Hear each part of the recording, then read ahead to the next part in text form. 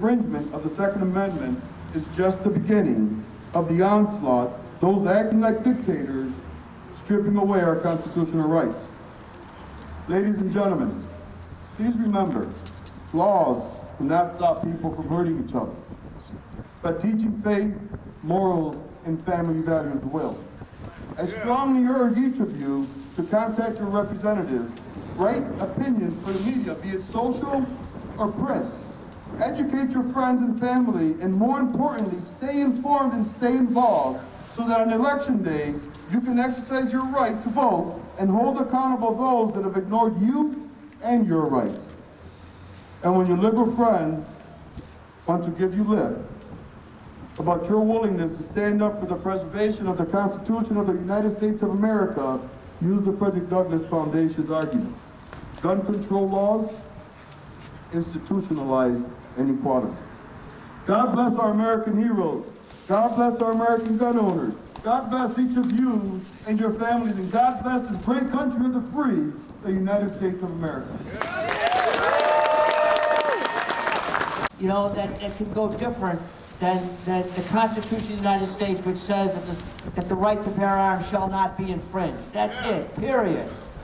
The Unsafe Act, not the Safe Act, the Unsafe Act that was passed in the New York State Legislature is a disgrace. It should be repealed. Senator Marchione, Senator Paul, myself, and others are sponsoring that legislation. Thank you. What we really need to do in New York State is to make harsher criminal penalties for the people that abuse the right to bear arms. Those people should be put in jail for a long time. It's not the law-abiding gun owner that's the problem with crime. It's not the horrific acts that were committed across the country were not done by law-abiding gun owners.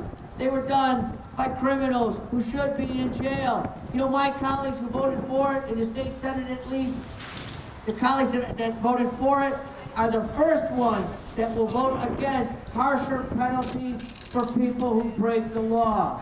Many of them feel that nobody should be put in jail, that every criminal has a right to some counseling or some alternative to incarceration or some other BS like that. The answer is, take bad people, take the lawbreakers, put them in jail for a long period of time. That's what the problem is. It's not the law-abiding gun owner.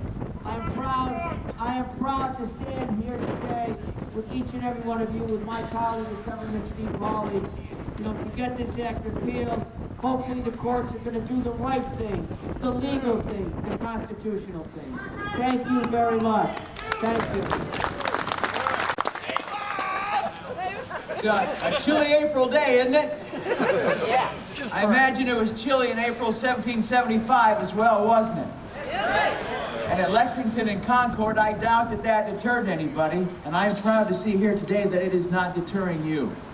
And it's an interesting thing, that Lexington and Concord deal, what it was that actually started the American Revolution. It turned out it wasn't the tea tax, it wasn't the Stamp Act, it wasn't rules made far away by different sorts of people, it wasn't the army they sent to occupy them. We didn't get ticked off till they came for our guns.